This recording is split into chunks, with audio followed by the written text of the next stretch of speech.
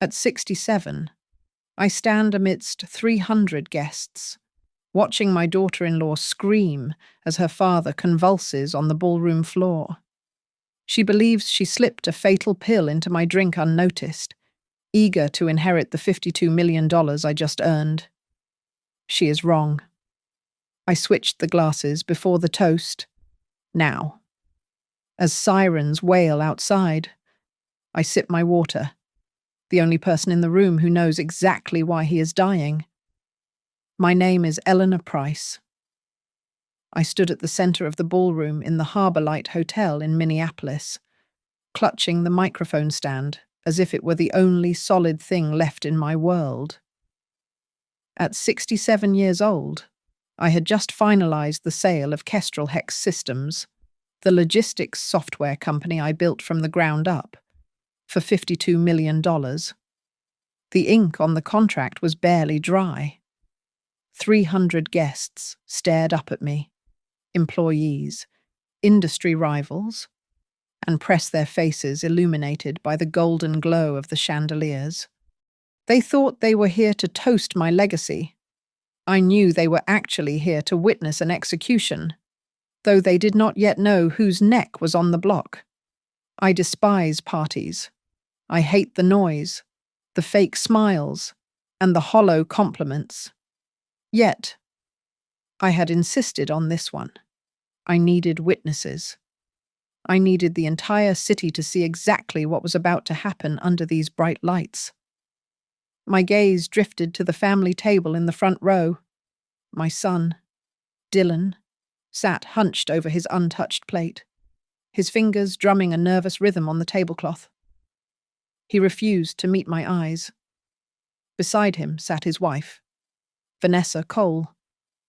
She was a vision of manufactured perfection in a shimmering silver gown, her hair sculpted into an immovable wave. She looked like the devoted daughter-in-law, beaming with pride. But I knew better. I saw the cold calculation in her eyes, the way her jaw set tight when she thought no one was looking. "And so," I said into the microphone, my voice steady despite the adrenaline coursing through my veins, "I am officially stepping down. The sale is complete." The room erupted. Thunderous applause and the blinding flash of cameras filled the air. It was the perfect cover. While the room was distracted by the noise, I watched Vanessa. Her eyes did not linger on me. They were fixed on the waiter approaching our table with a silver tray of champagne. Behind me, a large decorative mirror hung on the stage wall, meant to expand the room. It was my secret weapon. Through the reflection, I had a clear, unobstructed view of Vanessa's hands as the waiter paused near her. She opened her clutch, her movements practiced and swift. In a single, fluid motion, she dropped a small white pill into the flute that had a distinct gold rim, the glass specifically marked for me. I watched, unblinking, as the pill hit the liquid. It dissolved instantly, the effervescence of the expensive vintage masking its existence. Vanessa smiled at the waiter, but I saw her knuckles turn white as she gripped the stem of her own glass. She was terrified, but her greed was stronger than her fear. For the last 6 months, I had played my part perfectly. I pretended to lose my keys. I repeated stories Dylan had heard 1,000 times. I called my longtime assistant by the wrong name. I let them believe I was fading, that my sharp mind was turning into mush. I wanted to see how far they would push the narrative. I wanted to see if they would stop at a nursing home, or if they would aim for the grave. Tonight, I had my answer. The waiter placed the tray on the podium table. The gold-rimmed glass sat next to a plain one intended for Harold Cole, Vanessa's father. Harold was already standing, his face flushed with alcohol and arrogance, waiting to claim his share of the glory. I leaned into the microphone and let out a sudden, ragged cough. "Excuse me." I gasped, stepping back clumsily. I flailed my hand as if searching for balance, knocking into the tray. The glasses rattled dangerously. In that split second of chaotic motion, while everyone gasped and looked at my face, my hand moved with deliberate precision below their eye line. I switched the positions of the two glasses. It was a clumsy, senile accident to the audience. To me, it was justice. I recovered, taking a deep breath. I picked up the plain glass, leaving the gold-rimmed one, the poisoned chalice, sitting right in front of Harold. "To new beginnings," I said, lifting my glass. Vanessa leaned forward, her eyes wide and manic, staring at me. "Drink up. Eleanor, you deserve it," she called out, her voice pitching too high. Harold, impatient and greedy, grabbed the gold-rimmed glass. He didn't even look at it. He just wanted the toast to be over so he could start spending my money. "To the deal of the century," Harold shouted. I merely touched the glass to my lips, not swallowing a drop. Harold threw his head back and drained the entire glass in one gulp. I watched him swallow the death his daughter had prepared for me, and for the first time in 6 months, I felt completely alive. The sound of a human body hitting the floor is not a thud, as they describe in cheap novels. It is a wet, heavy slap that vibrates through the soles of your shoes. Harold Cole did not fall gracefully. One moment he was holding the microphone, pontificating about the future of my money, and the next he was convulsing on the parquet, white foam bubbling at the corners of his mouth. The ballroom descended into immediate hysteria. A waiter dropped a tray of glassware, shattering crystal everywhere. Someone screamed for 911. The hotel staff rushed forward in a flurry of black vests. But I took a deliberate step backward. I was not looking at the man writhing on the floor. I was studying his daughter. Vanessa stood frozen for exactly 3 seconds. Then, the realization hit her like a physical blow. Her eyes darted from her father's seizing form to the empty glass in his hand, and then, with terrifying velocity, they snapped to me. She did not rush to hold her father's head. She lunged toward me, her face contorted into a mask of pure, unadulterated rage. "That was your glass," Vanessa shrieked, her voice tearing through the din of the panic. She pointed a trembling finger at my face, accusing me in front of 300 witnesses. "You switched them, I saw you. You switched the glasses. You wanted to kill my father." The accusation hung in the air, heavier than the silence that followed. In her panic, my brilliant, calculating daughter-in-law had made a fatal error. By claiming I had switched the glasses, she had just publicly admitted that she knew exactly which glass contained the poison. 4 hours later, the adrenaline had faded into the sterile, exhausting reality of the St. Bartholomew Medical Center waiting room. It was 2 o'clock in the morning. The fluorescent lights overhead hummed with a headache-inducing frequency. We were a tableau of misery.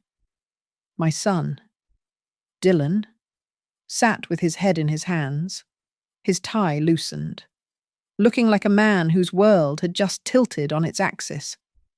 Vanessa paced the linoleum floor, her silver gown looking grotesque against the hospital setting, while her mother, Loretta, wept softly into a tissue in the corner. I sat perfectly still, my hands folded in my lap, watching them unravel. The double doors swung open, and Dr. Klein walked in. He was a sharp-featured man with the tired eyes of a toxicologist who had seen too many overdoses. He held a clipboard against his chest like a shield. "Mr. Cole is stable, Dr. Klein announced, his voice flat. We performed a gastric lavage just in time. However, the toxicology screen presented some disturbing results. Vanessa stopped pacing. She hugged herself, her fingernails digging into her bare arms. What do you mean? Dylan asked, his voice cracking. Your father-in-law had a massive concentration of a specialized antipsychotic in his system. Dr. Klein explained, looking over his spectacles at us. It is a neuroleptic agent, usually reserved for severe psychiatric wards. It is not something you pick up at a pharmacy. This is a custom compound. I kept my face impassive, but inside, I felt a chill that had nothing to do with the hospital air conditioning. Is he going to be okay? Loretta wailed. The seizure was caused by an acute overdose. Dr. Klein continued, ignoring the emotional outburst to focus on the facts. However, what concerns me is the nature of the drug. In a high dose, it shuts down the nervous system. But in small, microdoses administered over several weeks or months, this drug mimics rapid-onset dementia. It causes short-term memory loss, confusion, paranoia, and personality changes. The puzzle pieces slammed together in my mind with a deafening click. The last 6 months of my life, the misplaced keys, the fog in my brain after Sunday dinners, the way I would lose my train of thought after drinking the tea Vanessa so lovingly prepared it wasn't aging. It wasn't grief. It was chemistry. They had been gaslighting me biologically because of the nature of the substance, Dr. Klein said, his tone turning grave. We are obligated to notify the police. This was not an allergic reaction to alcohol. This was an administration of a controlled, dangerous substance. Dylan slowly lifted his head. He looked at the doctor, then at me. And finally, he turned his gaze toward his wife. The doubt was finally beginning to fracture his blind loyalty. Vanessa, Dylan said, his voice barely a whisper, at the party. Why did you scream that Mom switched the glasses? Vanessa froze. What she snapped, her eyes darting around the room. You said, that was your glass, Dylan repeated, standing up slowly. How did you know? How could you possibly know which glass was whose, or that there was anything in them to begin with? It was a small question, but it cut deep. Vanessa's face went pale, stripped of its usual arrogance. She's trying to frame us, Vanessa hissed, pointing at me again, though her hand shook violently. Look at her. She's sitting there like a stone. She did this. She's sick. Dylan. She's trying to ruin my family because she's jealous, this compound. Dr. Klein interrupted, cutting through her hysteria. Is extremely difficult to source. Whoever obtained it left a paper trail? If you are suggesting Mrs. Price obtained it to poison herself over 6 months, that would be a very unique medical case. Vanessa looked at the doctor with sheer terror. She realized then that the specific nature of the poison was not just a weapon, it was a return address. Sitting in the sterile silence of the hospital waiting room, my mind drifted back 2 years, to the day the infection first entered our lives. It arrived in a silver Porsche convertible, screeching into my driveway with a confidence that bordered on aggression. That was the day Dylan brought Vanessa home. She was dazzling then, a shining example of a successful financial advisor raised in the golden cradle of the Cole family. She walked into my house with a bottle of wine that cost more than my first car, and a smile that knew exactly when to stop reaching her eyes. It is such an honor to finally meet the woman behind the legend. Vanessa had said, taking my hand in both of hers. Her skin was soft, uncalloused by the kind of hard work that built Kestrel Hex. Dylan talks about you like you are a superhero. And looking at what you have built, I think he's right. I was vulnerable then. My husband had been gone for 3 years, and the silence in the house was often deafening. I wanted to believe that my son had found an equal, a woman strong enough to stand beside him. Vanessa played the part perfectly. She knew the names of my oldest employees. She asked about the early days of the software logistics market. She made me feel seen, not just as a mother, but as a pioneer. But the rot set in slowly, masking itself as ambition. Our Sunday dinners, once filled with Dylan's passionate ramblings about bridge engineering software and structural algorithms, began to change.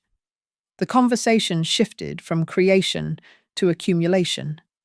Dylan stopped talking about code and started talking about family synergy and asset optimization. I watched him repeat phrases that sounded foreign on his tongue, words that I knew had been poured into his ear every night in the dark. "Mom, you are sitting on a gold mine," Dylan said one evening, cutting into his steak with unnecessary force. "But capital that sits still is dead capital. Vanessa and Harold think." It was always Vanessa and Harold think. They convinced him to quit his engineering job. They told him he was wasting his brilliance working for a public salary when he could be a king in the private sector. Harold promised him the title of project director at Coal Meridian. "Just step through the door, son, and the money flows uphill." Harold had bellowed, clapping Dylan on the back. So Dylan traded his jeans and hoodies for Italian suits. He traded his love for solving problems for a love of quarterly projections. He spent his days in a glass-walled office at Coal Meridian, overseeing luxury condo developments that existed mostly on glossy brochures. When I asked him, "Dylan, are you happy?" he did not smile. He did not tell me about a project he was proud of. "Mum, I made $200,000 this quarter," he replied, adjusting his silk tie. "That is what happiness looks like." The final severing of our bond happened 6 months ago. They did not come to my house. They came to my office at Kestrel Hex. It was a formal ambush. Dylan sat across from my desk, sweating, while Vanessa sat next to him, cool as a block of ice. "Mum, we want to help you," Dylan started, his voice wavering. "We have been looking at the estate planning. We think it is time to streamline the transfer of leadership. I can step in as CEO. I can help you manage the burden." "I am not burdened, Dylan," I said, my voice hard. "And I am not retiring. Not yet." Vanessa placed a hand over Dylan's, silencing him. "Eleanor," she said, her voice dropping to that patronizing register one uses for a stubborn child. "The industry is moving at light speed. It requires a younger energy. Technology waits for no one, and we worry that you are not quite as fast as you used to be. We just want to protect your legacy before you make a mistake." I threw them out of my office, but the seed had been planted. In the weeks that followed that meeting, the atmosphere around me shifted. It started with small comments. Vanessa would laugh at a dinner party and say, "Oh, Eleanor told us that story last week, but let her tell it again." Dylan would frown when I couldn't find my glasses and mutter, "Mum, you are losing things a lot lately." I began to question my own mind. Was I forgetting things? Was I repeating myself? Or was I just the main character in a script they were writing together? Did I really say that I would ask myself in the mirror, "Now, sitting under the buzzing hospital lights. I realized the cruelty of their architecture. They hadn't just wanted my money. They wanted to steal my reality first. They needed me to be broken, confused, and slipping away, so that when they finally reached for the checkbook, the world would nod and say it was for my own good. Mom Dillon's voice broke my reverie in the waiting room. He looked small, terrified, and utterly lost. But as I looked at him, I didn't see my son. I saw a man who had sold his soul for a corner office in a castle made of sand. And I wondered if there was anything left inside him worth saving. 4 months ago, I decided to stop playing the role of the grieving widow who trusts blindly. I picked up the phone and called Nora Hammond, my oldest friend and the fiercest corporate attorney in Minneapolis. I told her I needed a ghost, someone who could walk through walls and see what was happening on the other side. She sent me Mason Holt. Mason was a former federal investigator who specialized in complex financial fraud and elder abuse. He was a man of few words and terrifying efficiency. He did not look at me with pity. He looked at me like a client with a problem that needed surgical removal. If they are gaslighting you, Mrs. Price, they are doing it in your own home, Mason had said during our first meeting in Nora's soundproof office. I need eyes inside, under the guise of a security system upgrade. Mason installed pinhole cameras in my kitchen, living room, and garage. Then, we waited. I continued to welcome Vanessa into my home. I let her play the dutiful daughter-in-law, bringing me homemade casseroles and her special herbal teas. The first piece of damning evidence arrived a week later. Mason sat me down in front of a monitor and played a clip time-stamped for a Tuesday afternoon. On the screen, Vanessa stood at my kitchen island. I was in the other room, ostensibly searching for a sweater. Vanessa glanced at the doorway, reached into her purse, and pulled out a small glass vial. With a steady hand, she tapped a fine white powder into my open bottle of multivitamins, gave it a sharp shake, and then set it back down. Then, she did something that made my blood run cold. She looked up, directly toward the hidden camera in the smoke detector, and smiled. She didn't know the camera was there, of course. She was smiling at her own cleverness, basking in the glow of her perfect crime. "We have the how," Mason said, his voice grim. "Now we need the why." While I collected biological evidence, Mason tore into the financial guts of Cole Meridian. What he found was not a real estate empire, but a graveyard of shell companies.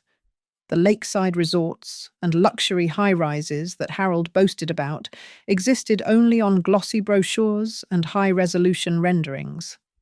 The money flowed in circles from new investors to pay off old debts, skimming off the top for Harold's lavish lifestyle. "It is a classic Ponzi scheme. Eleanor," Mason explained, sliding a stack of documents across the desk. "And it is collapsing. Harold Cole is in debt to the tune of nearly $60 million.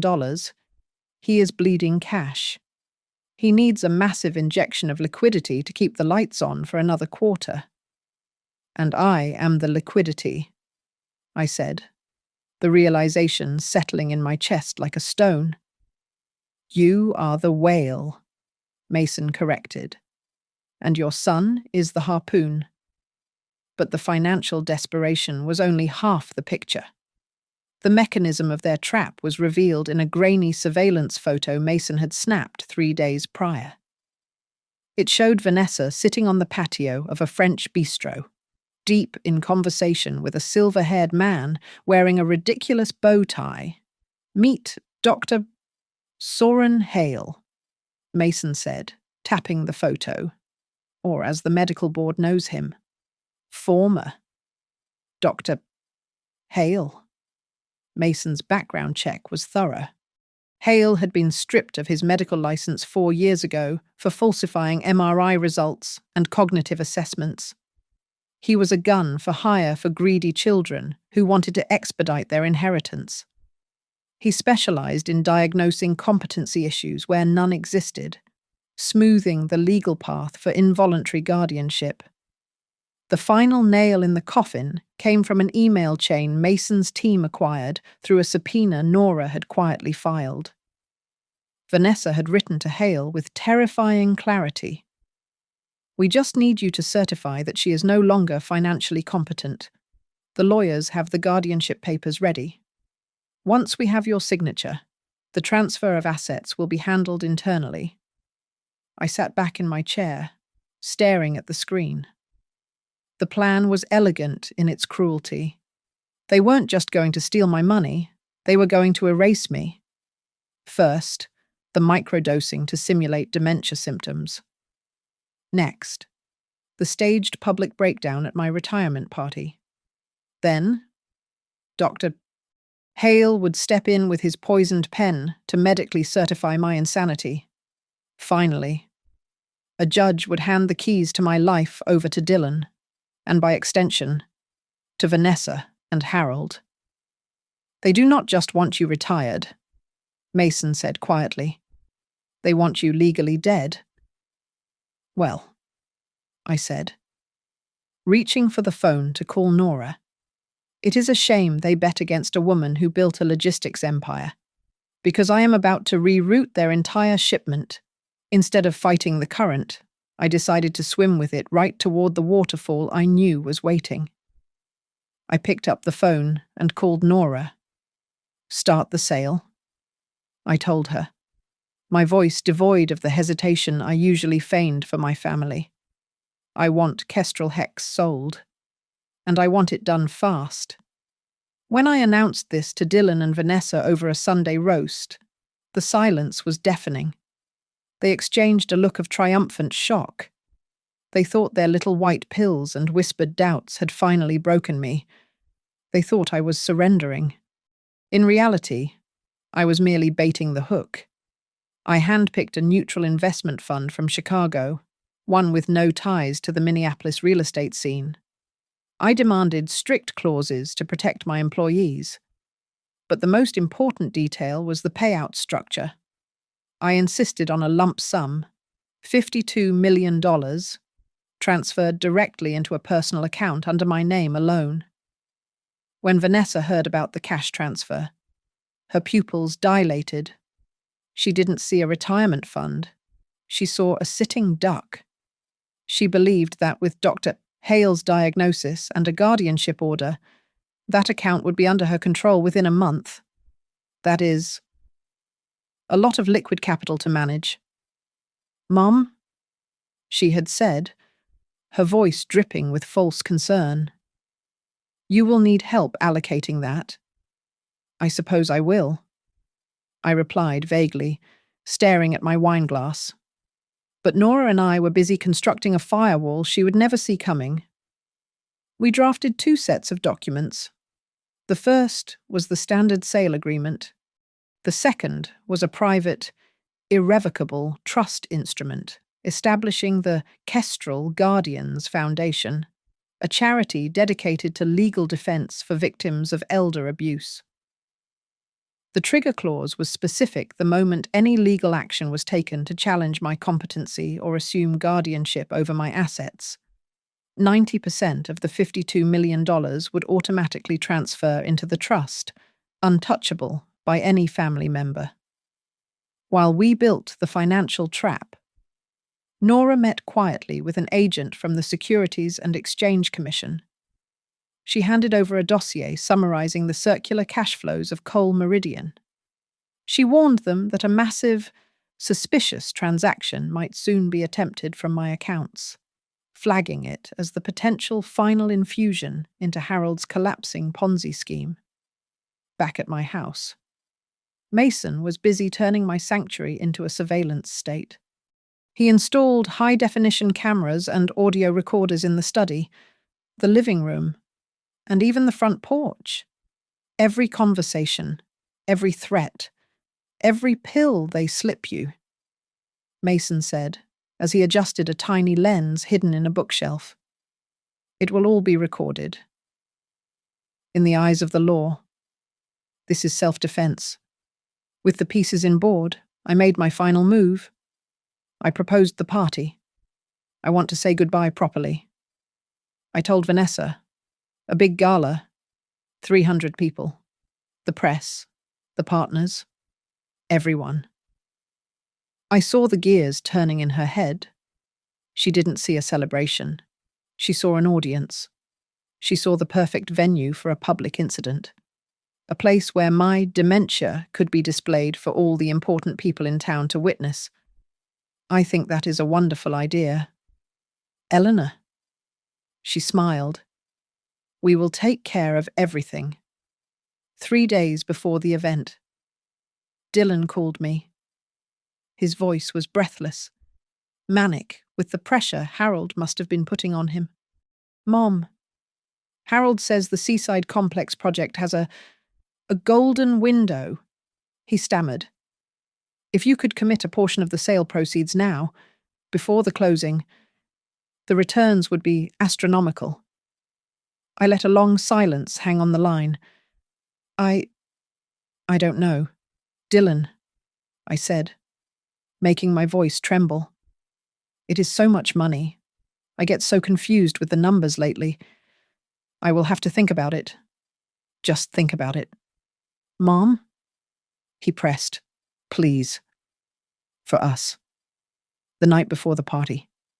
I sat at my desk and opened my leather-bound journal. I wrote down everything. The dates.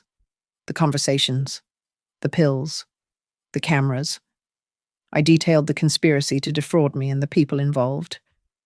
It was my testimony from the grave. Should I not survive the night? I locked the original in my bank safety deposit box and sent encrypted copies to Nora and Mason. Finally, the afternoon before the gala, I stood alone in the centre of the Harbour Light ballroom. The tables were set with white linens, the crystal glasses sparkling under the dim lights. It was silent, save for the hum of the air conditioning. I walked up to the microphone stand and ran my hand over the cold metal. I looked out at the empty chairs, imagining Vanessa, Harold, and Dylan sitting there, confident in their victory. Tomorrow, I whispered to the empty room, they will think this is a stage for my destruction. They have no idea that this is actually a courtroom. Let me take you back to the precise second the trap was sprung. The air in the ballroom was thick with perfume and anticipation. When I faked that cough, bending double over the podium, my hand moved with the muscle memory of a magician. I felt the cold, condensation-slicked stem of my gold-rimmed flute slide against my thumb. In a motion that took less than a heartbeat, I nudged my glass to the right and pulled Harold's plain glass to the left. The swap was clumsy enough to look like an accident to the back row, but precise enough to be fatal. I straightened up, gasping for air, and caught Dylan's eye. He frowned, his gaze flickering between the two glasses, sensing a disruption in the geometry of the table, but unable to calculate the variable. Vanessa missed it entirely. Her eyes were fixed on the glass now sitting in front of me, the safe glass, with a predatory intensity. She was so focused on willing me to drink that she did not notice the weapon had changed hands. Cheers, the MC bellowed over the speakers. The room exploded in a kaleidoscope of camera flashes. The sound of 300 crystal flutes clinking together rang out like chimes. I lifted the plain glass to my lips, tilting it just enough to wet the skin. But I did not swallow. Beside me, Harold Cole did not hesitate. He was a man who consumed life in large, greedy gulps. He threw his head back and drained the gold-rimmed glass, swallowing every drop of the poison his daughter had brewed for me. To the future, Harold shouted, snatching the microphone from the stand. He wiped his mouth with the back of his hand, his face flushed with triumph. And to the vision of Vanessa and Dylan, who will take this capital and build a legacy 45 seconds? That was how long he lasted.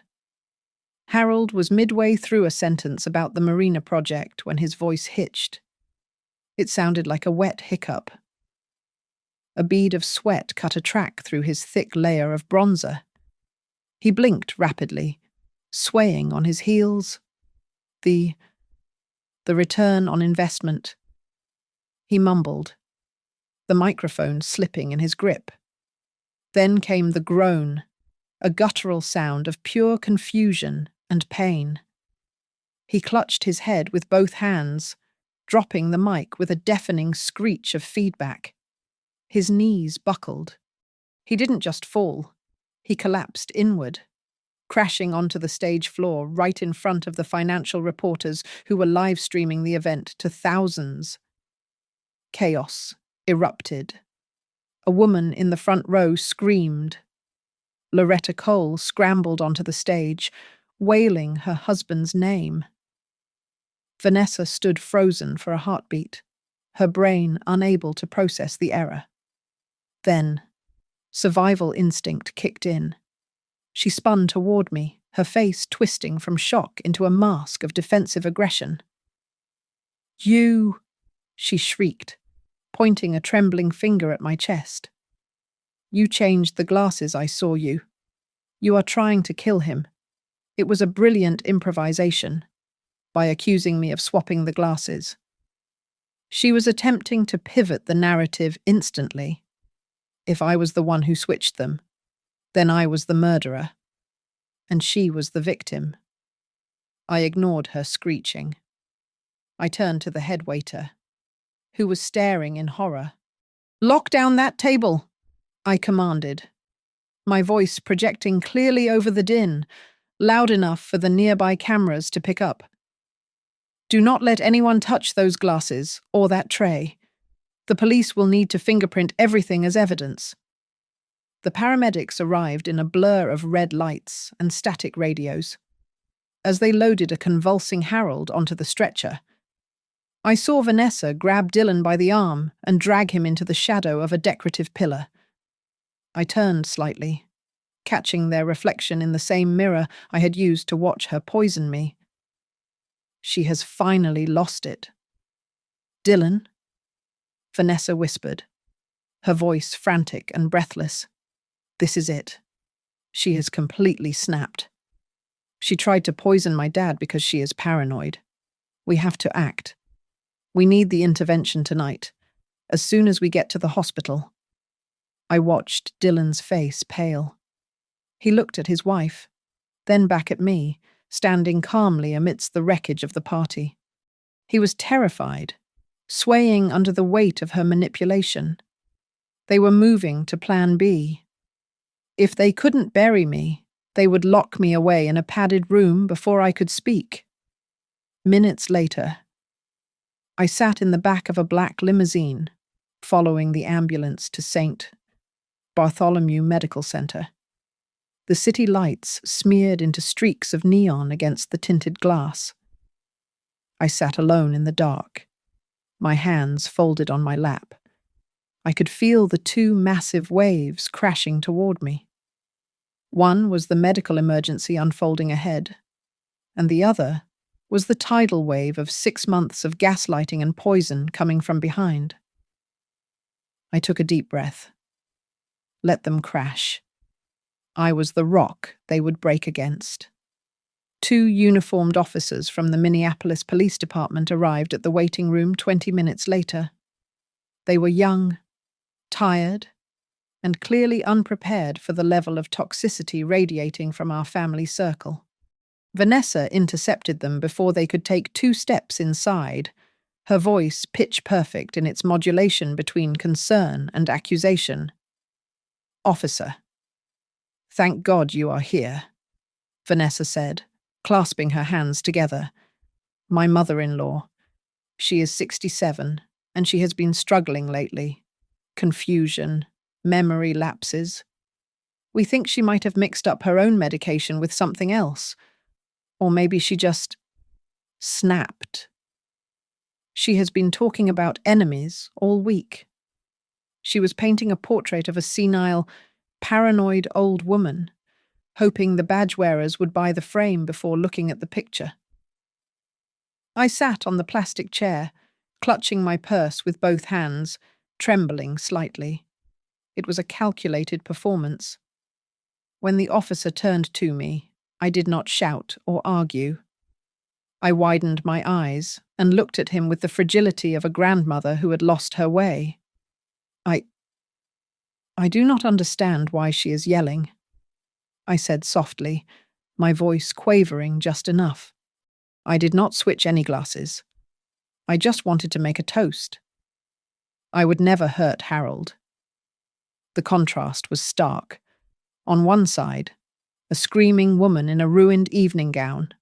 On the other, a quiet, confused widow. The officer jotted something in his notebook, and I saw his posture soften toward me. The double doors swung open again, and Dr. Klein returned. This time, he was holding a sheaf of printouts, his expression grim. "We have the full gastric analysis," Dr. Klein announced, ignoring Vanessa's attempt to approach him. He looked directly at the police officer. "The substance in Mr. Cole's stomach is a highly concentrated, custom-compounded antipsychotic. Let me be clear.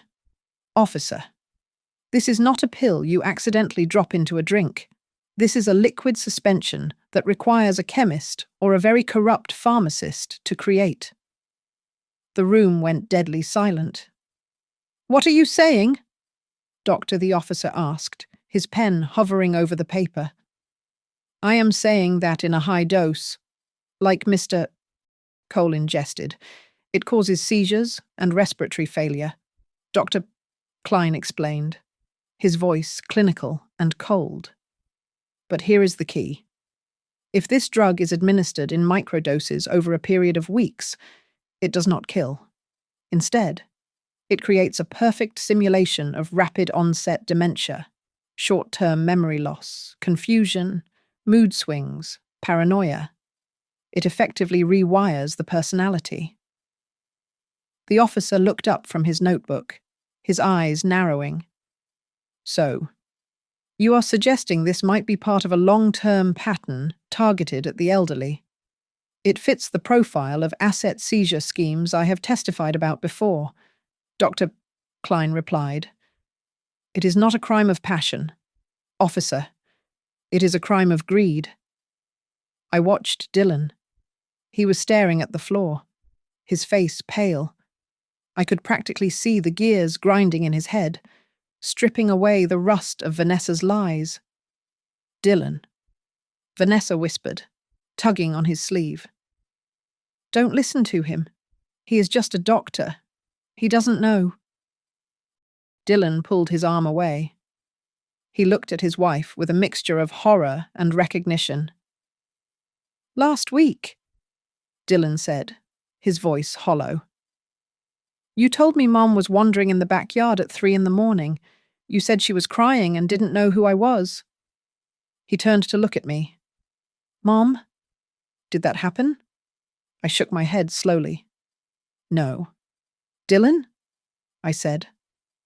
"And the time you said she forgot my birthday," Dylan pressed, his voice rising. "And the time you said she left the stove on." "She is lying!" Vanessa shrieked, her composure cracking. "She is sick. She is manipulating you right now. I have been keeping a diary." "Dylan," I said, cutting through her noise with a voice of steel. "And I have been seeing a private neurologist for 6 months. My brain is perfectly healthy. If I was truly losing my memory, we would know. But I have records of everything." I paused, locking eyes with my son. "You are sure you want to read it?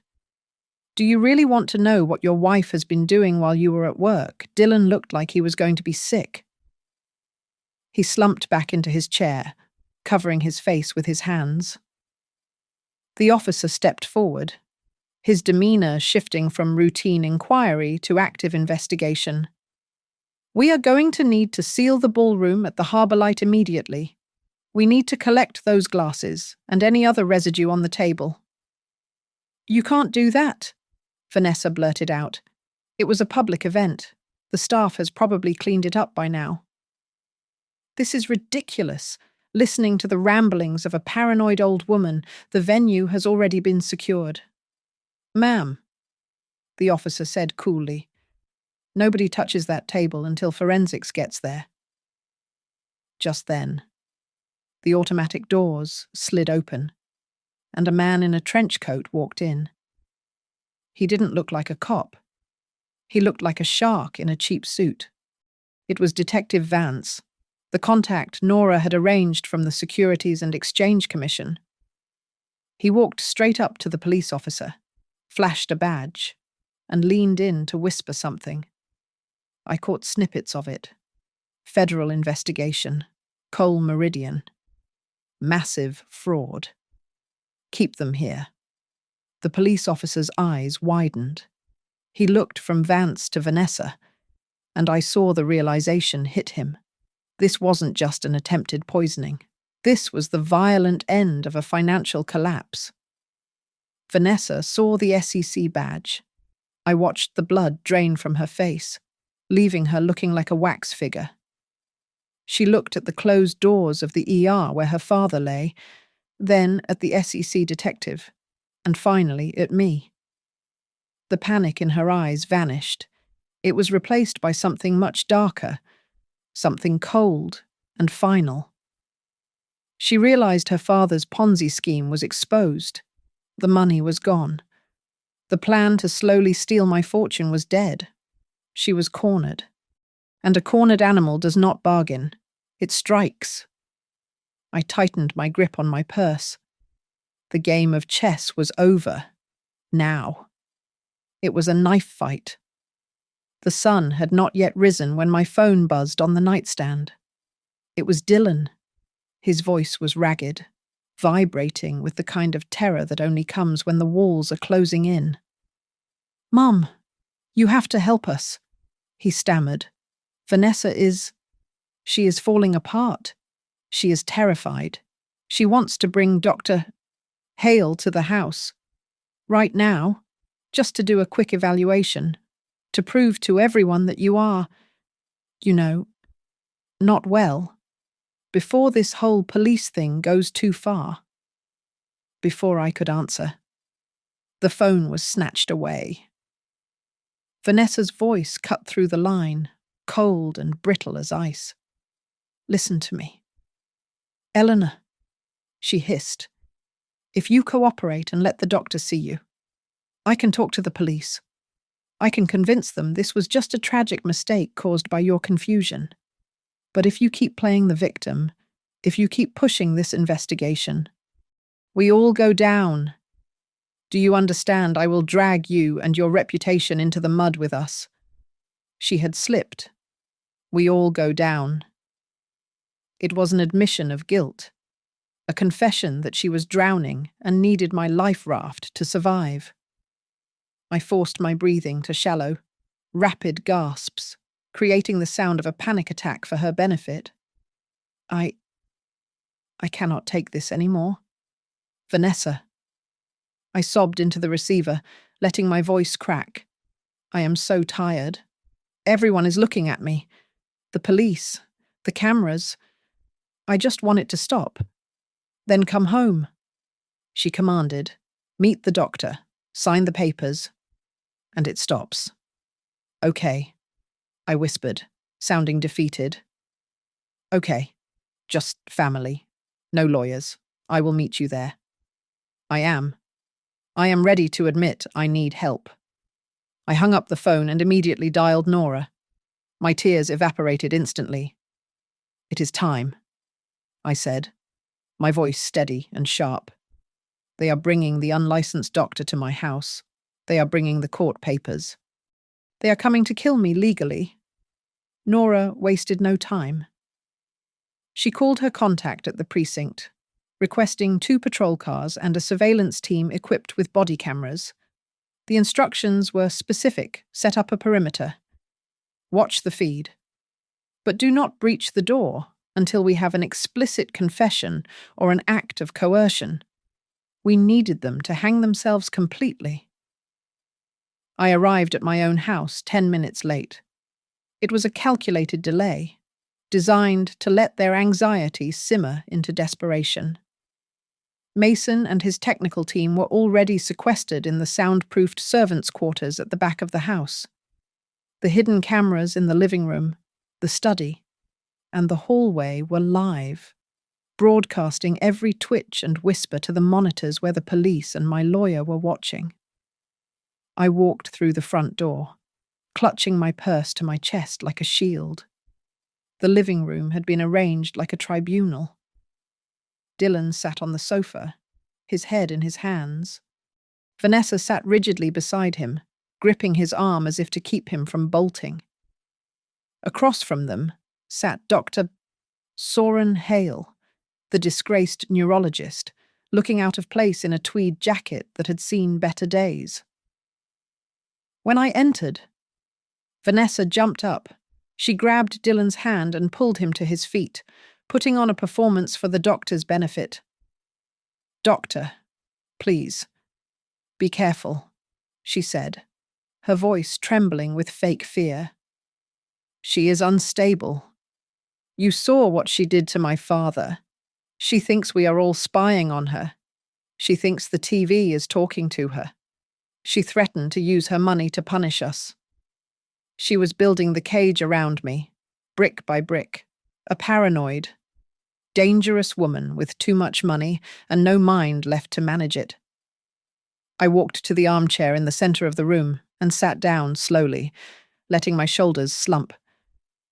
I did not look at Vanessa. I looked at the floor. "I just want to rest." I mumbled. "Doctor." Hale cleared his throat and opened a leather folder. He clicked a gold pen, the sound echoing in the silent room. "Mrs. Price, I am Dr. Weiss." He lied smoothly. "Your family is very worried about you. I just want to ask you a few simple questions to check your cognitive baseline. Is that all right?" I nodded weakly. "Can you tell me what year it is?" he asked, his tone patronizing. I paused, furrows appearing on my forehead as if the answer required immense effort. "It is 2020. 4, I said, intentionally missing the year by 1. I saw a flicker of relief cross Vanessa's face. Dr. Hale smirked, making a checkmark on his paper. He thought I was broken. He thought he was the predator in the room, toying with a wounded mouse. He had no idea that the mouse was the one holding the trap. "And do you know who the president is?" he asked, leaning forward. I get them mixed up," I whispered, looking at my hands. "There is so much noise on the news. Classic disorientation." Hale muttered to Vanessa, loud enough for me to hear, "This will be straightforward." He relaxed, leaning back in my armchair, confident that the $52 million was just a few signatures away. I kept my head down, hiding the cold, hard glint in my eyes. "Keep talking," I thought. "Every word you say is another bar in your cell. Mrs. Price. We are looking at a classic case of persecutory delusion." The man calling himself Dr. Weiss said, his voice dripping with faux sympathy. He gestured toward Vanessa, who was dabbing at dry eyes with a tissue.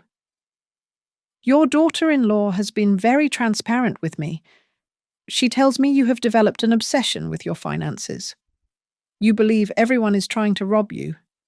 And now, tonight, accusing her of poisoning her own father. That is a very dangerous projection. Eleanor, we call this dangerous paranoid syndrome. I knew exactly what I had to do. I had to give him the show he wanted. I stood up so abruptly that my chair scraped loudly against the hardwood floor. I pointed a shaking finger at Vanessa, letting my eyes widen until I felt the muscles strain. "She did it!" I shouted, my voice shrill and breaking. I saw her. She put the pill in the champagne, and not just tonight. She comes into my kitchen. She puts powder in my vitamins. I have seen her. There are cameras in the walls. It was the perfect amount of crazy. To a legitimate doctor, I might have sounded like a terrified victim, but to a predator like Hale, I sounded like a textbook case of dementia-induced paranoia. Vanessa seized the moment with the grace of a viper. She turned to Hale, her voice trembling. "You see, Doctor," she sobbed. "It is always like this. Last week she accused the housekeeper of poisoning the milk. She accused Dylan of stealing her jewelry. She imagines enemies everywhere. It is just so hard to watch her like this." Hale nodded gravely, scribbling furiously on his notepad. "Textbook," he muttered. A distinct pattern of cognitive decline accompanied by severe persecution mania. He looked up at me, his expression hardening. "Eleanor, because of the incident at the hotel, the authorities are involved. However, we have spoken to a judge at the probate court. If you agree to a voluntary commitment tonight right now, we can avoid a forced hospitalization. We can keep this quiet. You just need to sign the consent forms giving temporary guardianship to your son while you receive treatment." He placed a heavy document on the coffee table. It was the key to my coffin. I let out a shuddering breath and collapsed back into the chair, burying my face in my hands. You have planned this so well." I whimpered, my voice muffled. "So the pill in my vitamin bottle. That was just the warm-up act. That was just to make me look confused. I was casting the bait, praying she was arrogant enough to bite." Vanessa stood up and walked over to me. She placed a hand on my shoulder, ostensibly to comfort me, but her grip was like a vice. She leaned down, her lips brushing against my ear, close enough for the hidden microphone in my collar to catch every syllable. "You drank it for a whole month, and you were still sharper than I thought," she whispered, her voice a venomous hiss. "If you had just been a good little old lady from the start, we would not have to do this the hard way." "Got you." I froze. That sentence was the final nail in her coffin. It was the confirmation of a premeditated, long-term poisoning campaign. I slowly lifted my head. I dropped the mask. The confusion, the fear, the trembling, it all vanished instantly. I sat up straight, smoothed my skirt, and looked Vanessa dead in the eye with a clarity that made her step back. "If I am as crazy as you say I am," I said, my voice calm and icy, "then why is the Securities and Exchange Commission raiding the offices of Cole Meridian right now?" The room went dead silent. The colour drained from Vanessa's face so fast she looked like a corpse. "And you," I said, turning my gaze to the man in the tweed jacket. "Why does a private investigator named Mason Holt have a file on his desk listing every single patient you have falsely diagnosed in the last 5 years?" "Dr. Soren Hale." Hale dropped his pen. His mouth opened, but no sound came out. He looked from me to the door, panic flooding his eyes as he realized I knew his real name. Dylan stood up, looking between us. He looked at his wife's terrified face, then at the doctor's trembling hands, and finally at me. For the first time, he saw the board clearly. He realized that the mother he thought was losing her mind had actually been 10 steps ahead of them the entire time. Mom Dylan whispered. What is going on? I did not answer him. I turned my head toward the hallway door and spoke clearly into the empty air. That is enough. Mason, Nora, officers. I think we have enough on the tape for a very solid indictment. The heavy oak doors of my study burst open. Mason Holt stepped out first. A video camera in his hand, the red recording light blinking steadily. Behind him, Nora marched in with the fury of a Valkyrie, followed by 2 uniformed police officers and the SEC detective. The room shrank instantly, filled with the weight of the law. Everyone stay seated, the lead officer commanded, his voice cutting through the tension like a blade. He tapped a button on his body camera, and the room was suddenly filled with the tinny, recorded sound of Vanessa's voice from just moments ago. You drank it for a whole month, and you were still sharper than I thought. If you had just been a good little old lady from the start, we would not have to do this the hard way. Vanessa flinched as if she had been slapped. The playback continued, capturing Dr. Hale's voice discussing the probate court and the involuntary commitment papers. It was damning. It was irrefutable. Nora stepped forward, placing a thick file on the coffee table with a heavy thud. My client has been examined weekly by Dr. Eris Thorne, the head of neurology at Mount Sinai, Nora stated, her voice cool and professional. We have 6 months of clean cognitive reports. We also have video evidence of tampering with food and medication, a handwritten diary detailing the gaslighting, and a forensic accounting report of the embezzlement scheme. Before Vanessa could find the breath to scream, the officer's radio crackled. He listened for a moment, his expression hardening, then looked directly at the trembling doctor and my daughter-in-law. We just received confirmation from the federal agents downtown, the officer announced. The offices of Cole Meridian have been raided. All accounts belonging to Harold and Loretta Cole have been frozen. The SEC has confirmed a massive Ponzi structure. Arrest warrants have been issued for the entire board. Dr. Hale bolted up from the sofa, his hands shaking violently. I was just a consultant, he stammered, sweat beading on his forehead.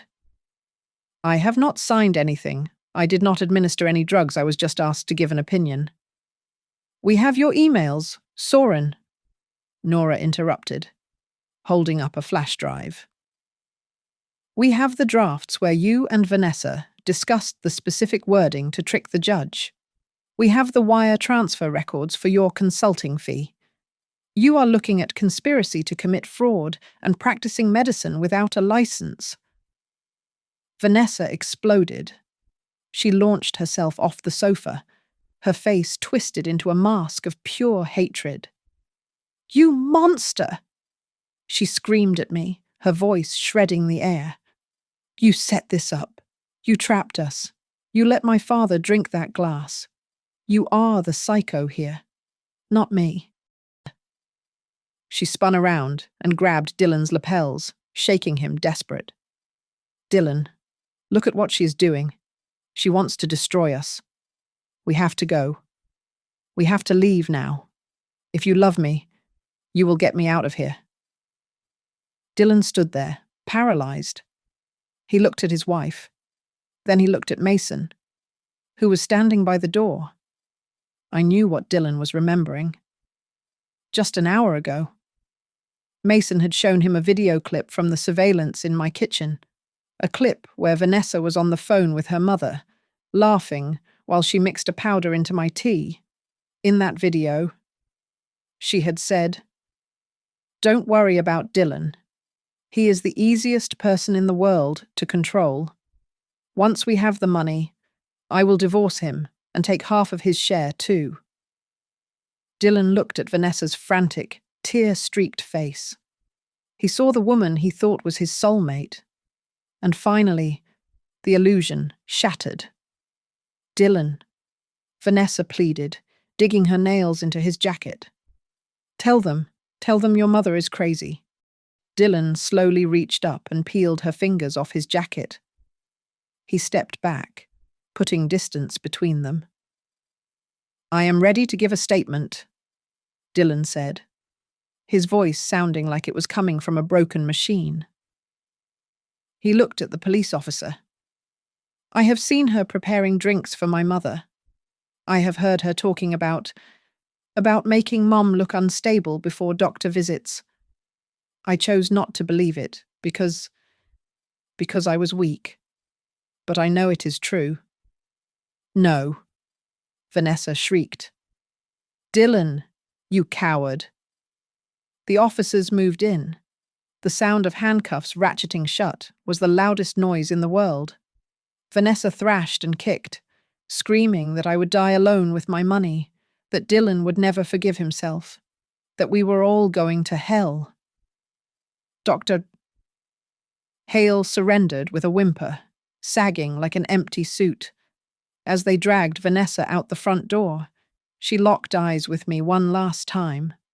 There was no remorse there, only the terrifying void of a woman who had gambled her soul and lost.